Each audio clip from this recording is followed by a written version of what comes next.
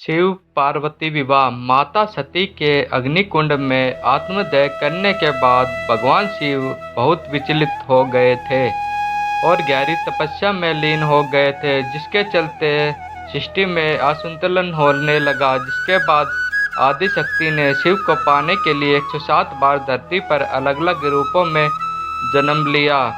जब आदि शक्ति अपने पर्वत रूप में 108वीं बार महाराज हिमावन और रानी मैनावती के घर प्रकट हुई तो उन्होंने शिवजी को पाने के लिए वर्षों तक घोर तपस्या की, जिसके फलस्वरूप शिवजी ने उन्हें उनकी तपस्या का फल देते हुए दर्शन दिए और भगवान ने पार्वती से वर मांगने को कहा, जिस पर माता पार्वती ने शिवजी को ही अपने पति रूप में प्राप्त करने का वर मांग लिया।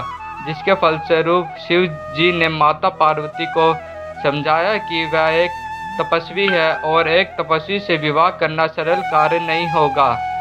शिवजी ने आगे समझते हुए कहा कि मैं एक बैरागी हूँ, तुम मेरे साथ कहाँ और कैसे रहोगी।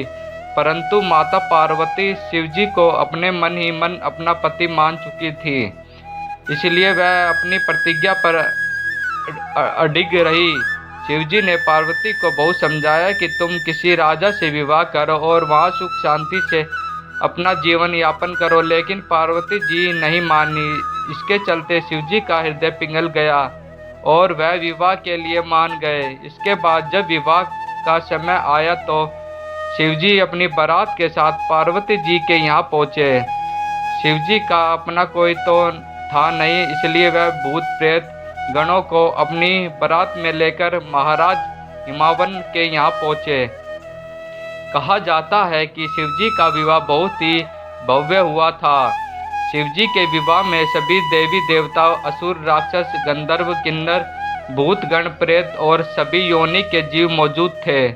शिवजी को पशुपति भी कहा जाता है, इसलिए विवाह में सभी प्रकार के पशु भी मौजूद थे। शिवजी का अपना कोई मंच का तो था नहीं, इसलिए शिवजी भूत गण प्रेतों को ही अपनी बारात में लेकर चले गए। एक वैरागी होने के कारण शिवजी को यह भी नहीं मालूम था कि बारात में कैसे जाया जाता है, इसलिए उन्हें गण प्रेतों ने शिवजी को भस्म से ही सजा दिया और उनके पूरे शरीर में भस्म लगा दी और हड्डियों की माला पहना दी। जब यह अनोखी बारात पार्वती जी के द्वार पर पहुंची तो शिवजी के इस विचित्र रूप को देखकर महाराज हिमावन और रानी मैनावती ने अपनी पुत्री पार्वती के हाथ शिवजी के हाथों में देने से मना कर दिया। जिसके बाद नारद जी, पार्वती जी और अन्य देवताओं के काफी समझने के बाद भी जब दोनों नहीं माने तो माता पार्वती ने शिवजी से आग्रह किया कि वह अपने सुंदर मनोहर दिव्य रूप में ही प्रकट हो। जिसके बाद शिवजी ने सभी देवी देवताओं को ऐसा करने के लिए आदेश दिया। सभी देवताओं ने शिवजी को दिव्य जल से नहलाकर उनका दूल्हे के रूप में तैयार किया। शिवजी के इतने मनोहर और दिव्य रूप को देखकर सभी चकित रह गए। शिवजी के सौंदर्य के सामने देवी पार्वती का सौंदर्य भी फीका पड़ने लगा। जिसके फलस्वरूप रानी मैनावती के आग्रह पर शिवजी पुनः अपने वैरागी रूप में आ गए और इसी रूप में ही भगवान शिव और माता पार्वती का विवाह संपन्न हुआ।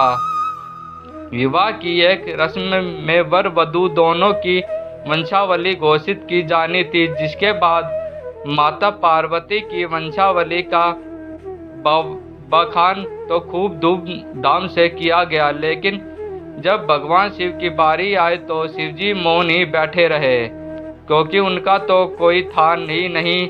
जिसके बाद महाराज हिमावन और विचलित होता देख नारद जी बोले कि भगवान शिव का कोई भी वंश नहीं है, ना ही उनके माता पिता है, ना ही उनका कोई परिवार है। शिवजी तो स्वयं भू है, उन्होंने खुद की रचना स्वयं ही की है। शिवजी का ना तो कोई गोत्र ही है और ना ही कोई नक्षत्र और ना ही कोई भाग्यशाली तारा उनकी रक्षा करता है।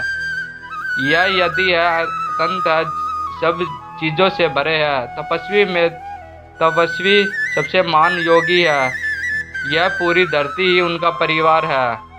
नारद द्वारा शिवजी की इस महिमा का बखान करने के बाद महाराज हिमावन को अपनी भूल का ज्ञान हुआ और उनके बाद ही शिवजी का विवाह माता पार्वती से होना संपन्न हो गया। मैं आशा करता हूँ कि हमारे द्वारा दी गई जानकारी आप सभी को बहुत पसंद आई होगी। हमारे इस पोस्ट को अपने फेसबुक, व्हाट्सएप, इंस्टाग्राम पर ज़रूर शेयर करें। हमारे ब्लॉग को like, share, comment and subscribe ज़रूर करें ताकि हमारे लेटेस्ट पोस्ट और नोटिफिकेशन प्राप्त हो सके। धन्यवाद। आपका दिन मंगलमय हो।